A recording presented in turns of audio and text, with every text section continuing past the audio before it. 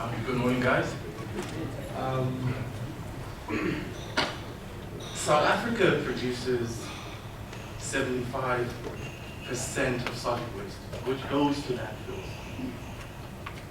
Recycling, unfortunately, is not very key in South Africa for lack of technology and other reasons.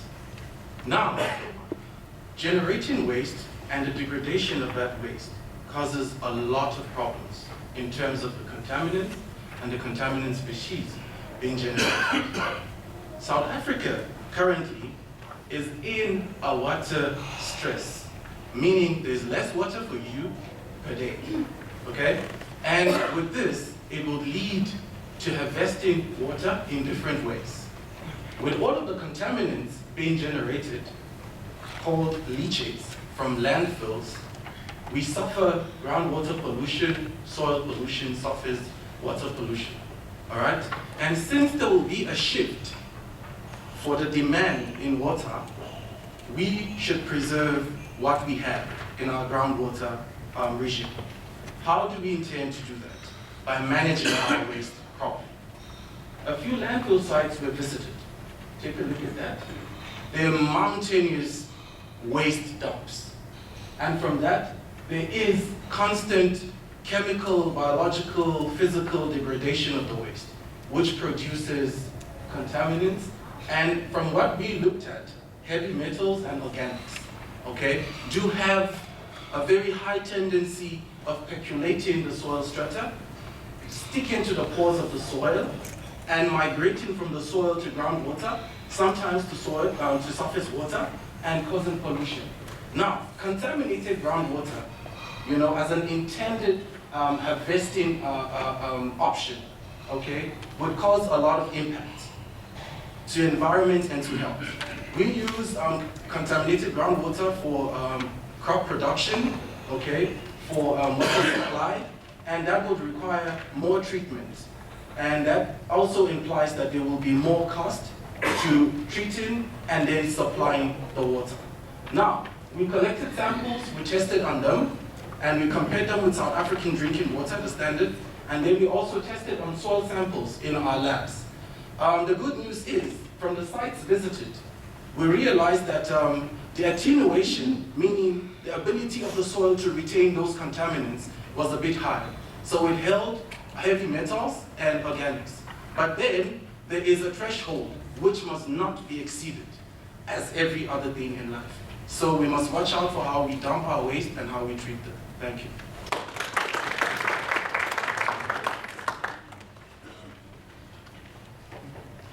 Any questions for Emmanuel?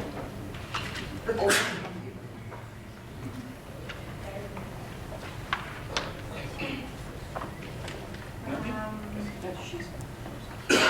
is the conclusion of your test? I mean, which options do we have to really treat that water? Which is the function of the various minerals?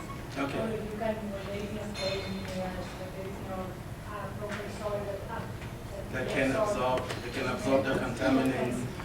As it is, well, you do have some other treatments, but that will go for guys in water treatment. Okay, they've got all kinds of nanotechnology in place right now where you can use all of those. Nanoparticles, yes, membrane, cathodic treatment processes as well. But in my own specialty, we look at clay minerals as a source, which means that it is cheaper and it is very affordable. When it is properly designed, it will function as an impermeable surface or as an attenuation material, meaning that it will be able, to some extent, absorb the contaminant that infiltrates the system. There is a about what is happening with the contamination that they take. They cannot treat them correctly. They cannot, or they have a limit Yes. for the contamination that they can cause. Exactly, and that's why I said there is always a threshold.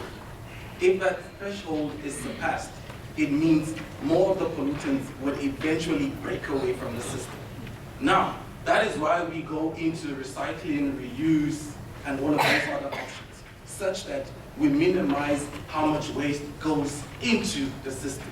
But like I said earlier, it is very unfortunate that South Africa isn't investing much in recycling and reuse. We're doing a great deal, do not get me wrong, but it is not sufficient just yet. And that is why 75% of the generated waste in SA ends up in landfills.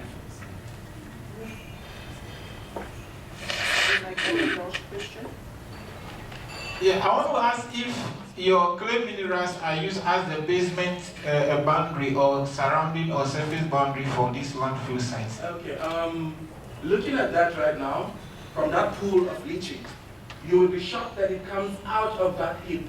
See all of those. Through the degradation process, that leachate comes through, and of course from, flowing water, precipitates and all of that. So now what happens is, the clay minerals are going to be used as liners, or are used as liners in the landfills, okay, to be able to retain the leachate that comes out of the waste dump. And in other cases, you also do have geomembranes that are also incorporated into landfill designs. But there are problems with that, particularly because of the UV degradation. It is standard now that no landfill should be constructed without geomembranes. Geomembranes are synthetic polymers, okay, that can hold water. But for issues like that, it implies that that is a flow path, okay, through which leachate that flows through that and will still go through the soil. So we're looking at clay liners as an alternative or as a geocomposite, meaning a combination of soil and that.